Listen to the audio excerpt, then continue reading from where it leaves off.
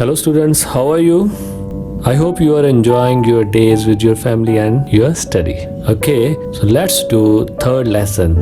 And the name of the lesson is Birbal's Khichdi. Lesson ਪੜ੍ਹਨ ਤੋਂ ਪਹਿਲਾਂ ਜੋ ਰੀਡਿੰਗ ਤੋਂ ਪਹਿਲਾਂ ਚੀਜ਼ਾਂ ਚਾਹੀਦੀਆਂ ਆਪਾਂ ਉਹਦੇ ਤੇ ਇੱਕ ਨਿਗਾਹ ਮਾਰ ਲਈਏ। ਸੋ ਉਹਨੂੰ ਆਪਾਂ ਕੀ ਕਹਾਂਗੇ? Pre reading. So pre reading ਆਪਾਂ ਕਿਹੜੀ ਐਕਟੀਵਿਟੀ ਨਾਲ ਕਰਾਂਗੇ? ਐਕਟੀਵਿਟੀ 1 ਕੀ ਕਹਿੰਦੇ ਆ? Look up the following words in a dictionary. ਹੇਠਾਂ ਦਿੱਤੇ ਹੋਏ ਵਰਡਸ ਡਿਕਸ਼ਨਰੀ ਵਿੱਚ ਦੇਖੋ। You should seek the following information about the words and put them in your words notebook।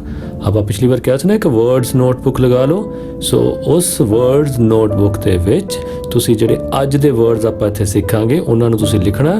ਸਿਰਫ ਵਰਡਸ ਨਹੀਂ ਲਿਖਣੇ, ਉਹਨਾਂ ਦੇ ਨਾਲ ਰਿਲੇਟਡ ਇਨਫੋਰਮੇਸ਼ਨ ਵੀ ਲਿਖਣੀ ਹੈ। ਕਿਹੜੀ ਕਿਹੜੀ? ਅੱਜ ਆਪਾਂ ਨੀਚੇ ਪੜ੍ਹਦੇ ਹਾਂ। ਸੋ ਪਹਿਲੀ ਇਨਫੋਰਮੇਸ਼ਨ ਕੀ ਲਿਖਣੀ ਹੈ? Meaning of the word as used in the story. ਜਿੱਦਾਂ ਸਟੋਰੀ ਦੇ ਵਿੱਚ ਇਹਨਾਂ ਦਾ ਵਰਡ ਦਾ ਮੀਨਿੰਗ ਆਇਆ, ਆਪਾਂ ਉਸੇ ਤਰ੍ਹਾਂ ਦਾ ਹੀ ਮੀਨਿੰਗ ਵਰਡ ਨੋਟਬੁੱਕ ਵਿੱਚ ਲਿਖਾਂਗੇ। ਸੈਕਿੰਡ ਹੈ ਪ੍ਰੋਨਾਂਸੀਏਸ਼ਨ। ਅਸੀਂ ਇਹਨਾਂ ਨੂੰ ਦੇਖਾਂਗੇ ਕਿ ਇਹਨਾਂ ਦਾ ਉਚਾਰਨ ਕਿੱਦਾਂ ਕਰਨਾ। ਤੁਸੀਂ ਉਚਾਰਨ ਕਿੱਦਾਂ ਕਰਨਾ ਹੈ ਇਹ ਦੇਖਣ ਲਈ ਡਿਕਸ਼ਨਰੀ ਯੂਜ਼ ਕਰ ਸਕਦੇ ਹੋ ਜਾਂ ਆਪਣਾ ਮੋਬਾਈਲ ਫੋਨ ਯੂਜ਼ ਕਰ ਸਕਦੇ ਹੋ। ਓਕੇ, ਮੋਬਾਈਲ ਫੋਨ 'ਤੇ ਜੇ ਤੁਸੀਂ ਟਾਈਪ ਕਰੋਗੇ ਨਾ meaning of this word okay in Hindi ਔਰ ਇਨ ਇੰਗਲਿਸ਼, ਅਤੇ ਉਹਦੇ ਨਾਲ ਹੀ ਉਹਦੀ ਪ੍ਰੋਨਾਂਸੀਏਸ਼ਨ ਵੀ ਆ ਜਾਂਦੀ ਹੈ। ਤੁਸੀਂ ਉੱਥੋਂ ਸੁਣ ਕੇ ਆਪਣੀ ਪ੍ਰੋਨਾਂਸੀਏਸ਼ਨ ਠੀਕ ਕਰ ਸਕਦੇ ਹੋ। Third, words that normally go with the given word. For example, return does not take back with it. ਕਿ ਜਿਸ ਤਰ੍ਹਾਂ word ਹੈ return, ਇਹਦੇ ਨਾਲ ਕਦੀ ਵੀ back ਨਹੀਂ ਆਉਂਦਾ। return ਦਾ ਮਤਲਬ ਹੀ ਹੈ come back ਕਰਨਾ, okay, ਵਾਪਸ ਆਣਾ। So it is not correct to say I returned back from work. So ਸਿਰਫ ਤੁਸੀਂ ਇੰਨਾ ਹੀ ਕਹੋਗੇ I returned from work. ਸੋ ਆਪਾਂ ਇਹਦੇ ਵਿੱਚ ਇਹ ਵੀ ਦੇਖਾਂਗੇ ਕਿ ਇਹੋ ਜਿਹੇ ਸ਼ਬਦਾਂ ਦੀ ਠੀਕ ਵਰਤੋਂ ਕਿਸ ਤਰ੍ਹਾਂ ਕਰਨੀ ਹੈ। ਫੋਰਥ ਦੇਖਾਂਗੇ ਸਪੈਲਿੰਗਸ। ਓਕੇ, ਸੋ ਇਹ ਸਾਰੀਆਂ ਚੀਜ਼ਾਂ ਦਾ ਧਿਆਨ ਰੱਖਦੇ ਹੋਏ ਆਪਾਂ ਇਹ ਲੈਸਨ ਸ਼ੁਰੂ ਕਰਾਂਗੇ। ਸੋ ਸਭ ਤੋਂ ਪਹਿਲਾਂ ਕੀ ਲਿਖਿਆ? ਗਲੋਇੰਗ। ਗਲੋਇੰਗ ਕੀ ਹੁੰਦਾ? ਗਲੋ ਕਰਨਾ, ਚਮਕਣਾ, ਚਮਕ ਰਿਹਾ। ਸਟਾਰਵਿੰਗ, ਸਟਾਰਵਿੰਗ ਹੁੰਦਾ ਭੁੱਖਾ ਮਰ ਰਿਹਾ। ਫਰੋਜ਼ਨ ਹੁੰਦਾ ਜੰਮਿਆ ਹੋਇਆ। ਐਕਸਟ੍ਰੀਮ ਹੁੰਦਾ, ਇਹਦੇ ਕਈ ਮਤਲਬ ਆਪਾਂ ਲੈਸਨ 'ਚ ਦੇਖਾਂਗੇ ਕੀ ਮਤਲਬ ਹੈ। ਵੈਸੇ ਐਕਸਟ੍ਰੀਮ ਦਾ ਮਤਲਬ ਹੁੰਦਾ ਬਹੁਤ ਜ਼ਿਆਦਾ। ਓਕੇ, ਐਕਸਟ੍ਰੀਮ ਦਾ ਮਤਲਬ ਡੇਂਜਰਸ ਵੀ ਹੁੰਦਾ ਅਤੇ ਐਕਸਟ੍ਰੀਮ ਦਾ ਮਤਲਬ ਕੱਟੜ ਵੀ ਹੁੰਦਾ। ਸੋ ਆਪਾਂ ਇਹਦੇ ਵਿੱਚ ਦੇਖਾਂਗੇ ਕਿ ਕੀ ਹੈ। ਓਕੇ, ਡਿਜ਼ਰਵ, ਡਿਜ਼ਰਵ ਹੁੰਦਾ ਪਾਤਰ ਜਾਂ ਕਾਬਲ, ਕਿ ਮੈਂ ਆਹ ਚੀਜ਼ ਬਣਨ ਲਈ ਡਿਜ਼ਰਵ ਕਰਦਾ ਹਾਂ, ਕਾਬਲ ਹਾਂ। ਕੰਸੀਡਰ, ਕੰਸੀਡਰ ਕਰਨਾ ਮਤਲਬ ਵਿਚਾਰਨਾ, ਸਮਝਣਾ, ਵਿਚਾਰ ਅਧੀਨ ਲੈ ਕੇ ਆਉਣਾ। ਵਾਮਥ, ਵਾਮਥ ਹੁੰਦਾ ਨਿੱਘਾ। ਬ੍ਰਾਹਮਣ, ਬ੍ਰਾਹਮਣ ਤੁਹਾਨੂੰ ਪਤਾ ਹੀ ਹੈ ਬ੍ਰਾਹਮਣ ਜਿਹੜੇ ਹੁੰਦੇ ਨੇ, ਓਕੇ, ਉਹਨਾਂ ਨੂੰ ਬ੍ਰਾਹਮਣ ਕਹਿੰਦੇ ਨੇ। Let's read the story. It was winter time. ਇਹ ਸਰਦੀਆਂ ਦਾ ਸਮਾਂ ਸੀ। The ponds and lakes near Akbar's palace were all frozen. Akbar ਦੇ ਮਹਿਲ ਦੇ ਨੇੜੇ ਛੱਪੜ ਅਤੇ ਝੀਲਾਂ ਸਾਰੀਆਂ ਜੰਮ ਗਈਆਂ ਸਨ। ਐਟ ਅਕਬਰਸ ਕੋਰਟ, ਅਕਬਰ ਦੇ ਦਰਬਾਰ ਵਿੱਚ। ਹੁਣ ਅਕਬਰ ਦੇ ਦਰਬਾਰ ਵਿੱਚ ਕੀ ਹੋ ਰਿਹਾ ਆਪਾਂ ਦੇਖਦੇ ਹਾਂ। ਅਕਬਰ ਆਸਕਡ ਬੀਰਬਲ। ਅਕਬਰ ਨੇ ਬੀਰਬਲ ਨੂੰ ਪੁੱਛਿਆ tell me one thing. Birbal, ਮੈਨੂੰ ਇੱਕ ਚੀਜ਼ ਦੱਸ। Birbal, do you think a man will do anything for money. ਕੀ ਤੂੰ ਸੋਚਦਾ ਹੈ ਕਿ ਬੰਦਾ ਪੈਸੇ ਲਈ ਕੁਝ ਵੀ ਕਰੇਗਾ? ਬੀਰਬਲ ਰਿਪਲਾਈਡ, ਬੀਰਬਲ ਨੇ ਜਵਾਬ ਦਿੱਤਾ ਯੈਸ ਯੂਅਰ ਮੈਜੈਸਟੀ। ਹਾਂ ਮਹਾਰਾਜ। Akbar ordered all right then prove it. Akbar ਨੇ ਹੁਕਮ ਕੀਤਾ ਅੱਛਾ ਠੀਕ ਹੈ, ਫਿਰ ਇਹਨੂੰ ਸਾਬਤ ਕਰਕੇ ਦਿਖਾ। The next day, ਅਗਲੇ ਦਿਨ Birbal came to the court along with a poor Brahmin. Birbal Akbar ਦੇ ਦਰਬਾਰ ਵਿੱਚ ਇੱਕ ਗਰੀਬ ਬ੍ਰਾਹਮਣ ਦੇ ਨਾਲ ਆਇਆ। He was extremely poor and his family was starving. ਉਹ ਬਹੁਤ ਜ਼ਿਆਦਾ ਗਰੀਬ ਸੀ ਅਤੇ ਉਸ ਦਾ ਪਰਿਵਾਰ ਭੁੱਖਾ ਮਰ ਰਿਹਾ ਸੀ। He had no money to feed them. ਉਸ ਕੋਲ ਕੋਈ ਵੀ ਪੈਸਾ ਨਹੀਂ ਸੀ ਉਹਨਾਂ ਨੂੰ ਖਵਾਉਣ ਲਈ। Birbal said to the king, Birbal ਨੇ ਰਾਜੇ ਨੂੰ ਕਿਹਾ this Brahman is ready to do anything for the sake of money. ਇਹ ਬ੍ਰਾਹਮਣ ਪੈਸੇ ਵਾਸਤੇ ਕੁਝ ਵੀ ਕਰਨ ਨੂੰ ਤਿਆਰ ਹੈ। Akbar asked, will he do what I say? ਕਿ ਉਹ ਕਰੇਗਾ ਜੋ ਮੈਂ ਇਹਨੂੰ ਕਹਿੰਦਾ ਹਾਂ। Anything if I get some money to feed my family, said the poor Brahman before Birbal could reply. ਇਸ ਤੋਂ ਪਹਿਲਾਂ ਕਿ ਬੀਰਬਲ ਕੁਝ ਜਵਾਬ ਦੇ ਸਕਿਆ, ਗਰੀਬ ਬ੍ਰਾਹਮਣ ਵਿੱਚ ਹੀ ਬੋਲ ਪਿਆ ਕੁਝ ਵੀ ਆਪਣੇ ਪਰਿਵਾਰ ਨੂੰ ਖਵਾਉਣ ਲਈ ਮਿਲਣ ਵਾਲੇ ਪੈਸਿਆਂ ਲਈ ਮੈਂ ਕੁਝ ਵੀ ਕਰਨ ਨੂੰ ਤਿਆਰ ਹਾਂ। The king said to the Brahman, ਰਾਜੇ ਨੇ ਬ੍ਰਾਹਮਣ ਨੂੰ ਕਿਹਾ, stand inside the frozen pond all through the night without any clothes and I'll give you 2000 gold coins। ਰਾਜੇ ਨੇ ਕਿਹਾ ਠੀਕ ਹੈ, ਤੂੰ ਇਸ ਤਰ੍ਹਾਂ ਕਰ, ਜੰਮੇ ਹੋਏ ਤਲਾਬ ਦੇ ਵਿੱਚ ਸਾਰੀ ਰਾਤ ਬਿਨਾਂ ਕੱਪੜਿਆਂ ਦੇ ਖੜਨਾ ਹੈ ਤੇ ਜੇ ਤੂੰ ਇਸ ਤਰ੍ਹਾਂ ਕਰ ਲਿਆ ਤਾਂ ਮੈਂ ਤੈਨੂੰ 2000 ਸੋਨੇ ਦੇ ਸਿੱਕੇ ਦਵਾਂਗਾ। The poor Brahman needed money। ਗਰੀਬ ਬ੍ਰਾਹਮਣ ਨੂੰ ਪੈਸੇ ਚਾਹੀਦੇ ਸਨ। He had no choice। ਉਸ ਕੋਲ ਹੋਰ ਕੋਈ ਚੋਇਸ ਹੀ ਨਹੀਂ ਸੀ। He stood in the frozen pond all through night shivering। Shivering ਹੁੰਦਾ ਕੰਬਦਾ ਹੋਇਆ। ਉਹ ਸਾਰੀ ਰਾਤ ਉਸ ਜੰਮੇ ਹੋਏ ਤਲਾਅ ਦੇ ਵਿੱਚ ਖੜਾ ਰਿਹਾ ਕੰਬਦਾ ਹੋਇਆ। In the morning, ਸਵੇਰ ਨੂੰ he returned to Akbar's court to receive his award of 2000 coins। ਸਵੇਰ ਵੇਲੇ ਉਹ ਅਕਬਰ ਦੇ ਦਰਬਾਰ ਵਿੱਚ ਆਇਆ 2000 ਸਿੱਕਿਆਂ ਦਾ ਇਨਾਮ ਲੈਣ ਲਈ। The king asked the Brahman, how could you stand in the frozen pond in such an extreme temperature? ਸੋ ਇੱਥੇ extreme ਦਾ ਮਤਲਬ ਹੋਏਗਾ extreme temperature। ਇਹ ਦੋਨਾਂ ਵਾਸਤੇ ਵਰਤਿਆ ਜਾਂਦਾ। extreme temperature ਪੋਜ਼ਿਟਿਵ ਵੀ ਹੈ, ਐਕਸਟ੍ਰੀਮ ਟੈਂਪਰੇਚਰ ਨੈਗੇਟਿਵ ਵੀ ਹੈ। ਹੁਣ ਨੈਗੇਟਿਵ ਵਿੱਚ ਐਕਸਟ੍ਰੀਮ ਟੈਂਪਰੇਚਰ ਹੋਵੇ ਤਾਂ ਕੀ ਹੋਏਗਾ, ਬਹੁਤ ਜ਼ਿਆਦਾ ਠੰਡਾ। ਪੋਜ਼ਿਟਿਵ ਵਿੱਚ ਐਕਸਟ੍ਰੀਮ ਟੈਂਪਰੇਚਰ ਹੋਵੇ ਤਾਂ ਬਹੁਤ ਜ਼ਿਆਦਾ ਗਰਮ। ਠੀਕ, ਸੋ ਯਾਨੀ ਇੰਨਾ ਹੀ ਕਹਿੰਦੇ ਹੋ, ਜਮਾਣ ਵਾਲੇ ਟੈਂਪਰੇਚਰ ਦੇ ਵਿੱਚ ਤੂੰ ਸਾਰੀ ਰਾਤ ਉਸ ਜੰਮੇ ਹੋਏ ਤਲਾਬ ਦੇ ਵਿੱਚ ਖੜਾ ਕਿਵੇਂ ਹੋ ਸਕਿਆ?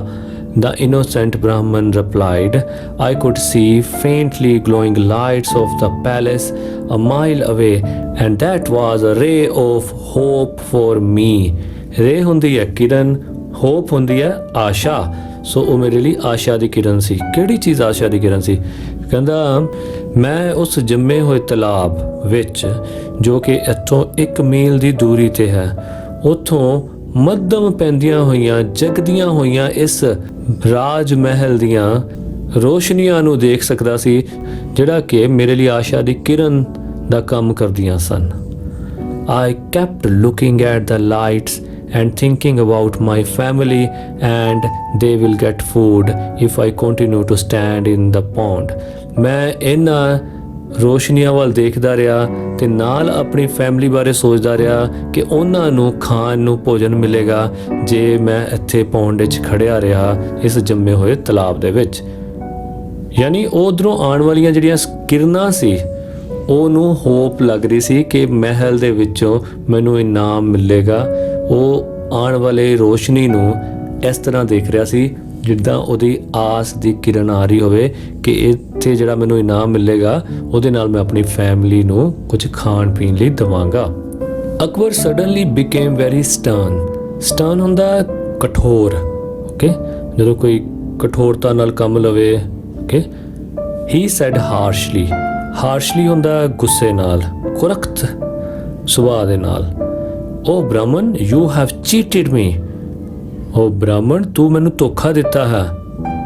I will not give you any reward for this।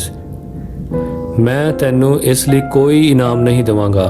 You looked at the palace lights and got warmth from the lights।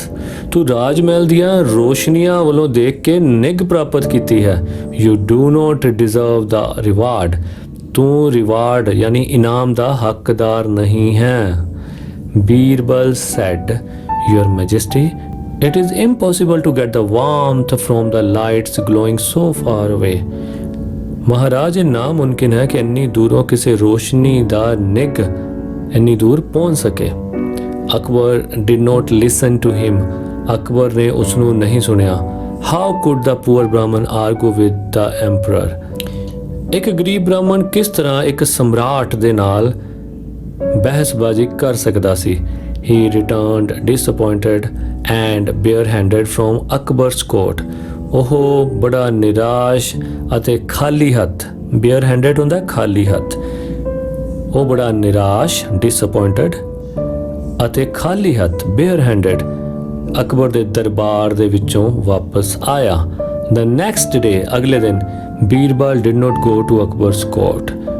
ਅਗਲੇ ਦਿਨ ਬੀਰਬਲ ਅਕਬਰ ਦੇ ਦਰਬਾਰ ਵਿੱਚ ਨਹੀਂ ਗਿਆ। he sent a messenger to the emperor saying that he would come to the court only after his khichdi gets cooked. उसने कासिद दे हथ यानी messenger यानी सुनेहा देण वाला, उसने सुनेहा देण वाले दे हथ एक सुनेहा पहुंचाया किदे वल, ਐਂਪਰਰ ਵੱਲ यानी सम्राट ਵੱਲ ਕਿ ਉਹ ਉਦੋਂ ਹੀ ਮਹਾਰਾਜ ਦੇ ਦਰਬਾਰ ਵਿੱਚ ਆ ਸਕੇਗਾ ਜਦੋਂ ਉਹਦੀ ਖਿਚੜੀ ਪੱਕ ਜਾਏਗੀ। Birbal did not turn up even after 5 days. turn up ਹੁੰਦਾ ਮੁੜਿਆ, ਬੀਰਬਲ 5 ਦਿਨ ਬਾਅਦ ਵੀ ਨਹੀਂ ਮੁੜਿਆ। The emperor himself went to ਬੀਰਬਲ's house. ਸੋ ਸਮਰਾਟ ਅਕਬਰ ਖੁਦ ਬੀਰਬਲ ਦੇ ਘਰ ਗਏ to see what he was doing. ਇਹ ਦੇਖਣ ਲਈ ਕਿ ਉਹ ਕੀ ਕਰ ਰਿਹਾ ਸੀ। He saw that Birbal had lit the fire and kept the pot of uncooked khichdi 1 yard above the fire. ਉਹਨਾਂ ਨੇ ਦੇਖਿਆ ਕਿ ਬੀਰਬਲ ਨੇ ਅੱਗ ਬਾਲੀ ਹੋਈ ਹੈ ਅਤੇ ਦੂਸਰੇ ਪਾਸੇ ਇੱਕ ਪਤੀਲੇ ਵਿੱਚ, ਪੋਟ ਵਿੱਚ ਅਨਕੁਕਡ ਖਿਚੜੀ ਯਾਨੀ ਖਿਚੜੀ ਨੂੰ ਬਣਾਉਣ ਲਈ ਜਿਹੜਾ ਸਮਾਨ ਹੁੰਦਾ, ਚਾਵਲ ਹੋ ਗਏ ਜਾਂ ਹੋਰ ਚੀਜ਼ਾਂ, ਉਹ ਸਾਰੀਆਂ ਉਹਦੇ 'ਚ ਪਾਈਆਂ ਹੋਈਆਂ। 1 yard above the fire. ਉਹਨੂੰ ਰੱਖਿਆ ਕਿਤੇ ਹੋਇਆ, ਅੱਗ ਤੋਂ 1 ਯਾਰਡ ਯਾਨੀ 1 ਮੀਟਰ ਦੀ ਦੂਰੀ ਤੇ। Okay, Akbar said, Birbal, I considered you to be the wisest in this country, but you have proved me wrong. Akbar ਨੇ ਕਿਹਾ, ਬੀਰਬਲ, ਮੈਂ ਤਾਂ ਤੈਨੂੰ ਇਸ ਦੇਸ਼ ਦਾ ਸਭ ਤੋਂ ਸਿਆਣਾ ਬੰਦਾ ਮੰਨਦਾ ਸੀ, ਪਰ ਤੂੰ ਮੈਨੂੰ ਗਲਤ ਸਾਬਤ ਕਰ ਦਿੱਤਾ। Birbal said, Why, your majesty? ਕਿ ਮਹਾਰਾਜ ਇਦਾਂ ਕਿਉਂ ਤੁਹਾਨੂੰ ਲੱਗਿਆ? Akbar said, How will the khichdi get cooked when it is 1 yard above the fire? ਕਿ ਤੂੰ ਇਹ ਦੱਸ ਕਿ ਖਿਚੜੀ ਪੱਕੇਗੀ ਕਿੱਦਾਂ ਜੇ ਇਹ ਅੱਗ ਤੋਂ 1 ਯਾਰਡ ਦੀ ਦੂਰੀ ਤੇ ਹੋਏਗੀ? What is wrong with you, Birbal? Birbal, ਤੈਨੂੰ ਹੋ ਕੀ ਗਿਆ? Birbal kept stirring the pot and replied. Birbal ਨੇ ਸਟੀਅਰਿੰਗ ਹੁੰਦਾ ਕੜਛੀ ਫੇਰਨਾ, ਘੁਲਾਣਾ ਕਿਸੇ ਚੀਜ਼ ਨੂੰ, ਸਟਰ ਕਰਨਾ।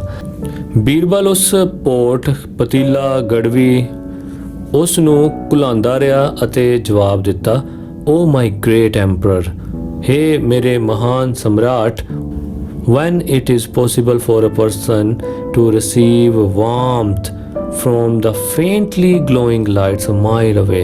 ਕਹਿੰਦਾ ਜਦੋਂ ਇਹ ਪੋਸੀਬਲ ਹੈ ਕਿ ਇੱਕ ਵਿਅਕਤੀ 1 ਮੀਲ ਦੂਰ ਜਗਦੀਆਂ ਹੋਈਆਂ ਮੱਧਮ ਰੋਸ਼ਨੀਆਂ ਤੋਂ ਨਿੱਘ ਲੈ ਸਕਦਾ ਹੈ, then it should be possible for this khichdi which is just a yard above the fire to get cooked.